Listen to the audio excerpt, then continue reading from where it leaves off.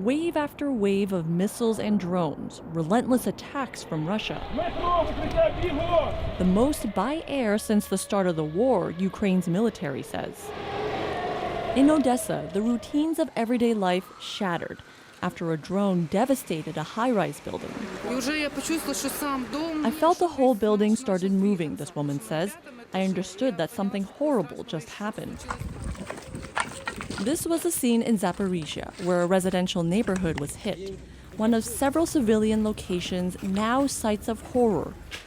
The strikes hit a maternity ward, warehouses, and a shopping mall. I think they knew what they were hitting, one woman says.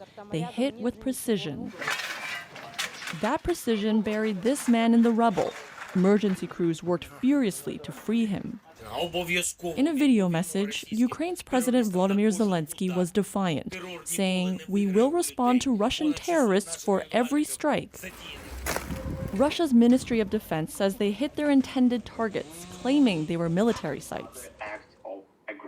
The strikes are a reminder for Ruslan Misunya, who lives in Kharkiv, of what it was like when the war began.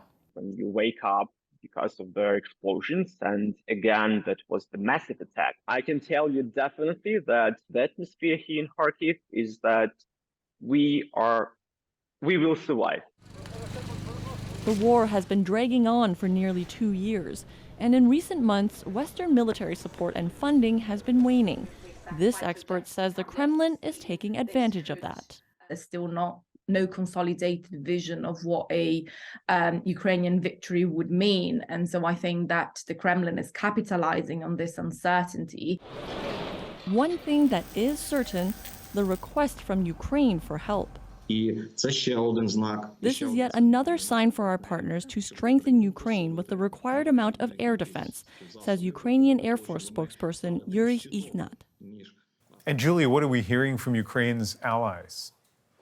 In a statement, U.S. President Joe Biden is again pleading with a divided Congress to approve an aid package worth about $60 billion to send weapons and air defense systems to Ukraine, saying these attacks show Vladimir Putin must be stopped.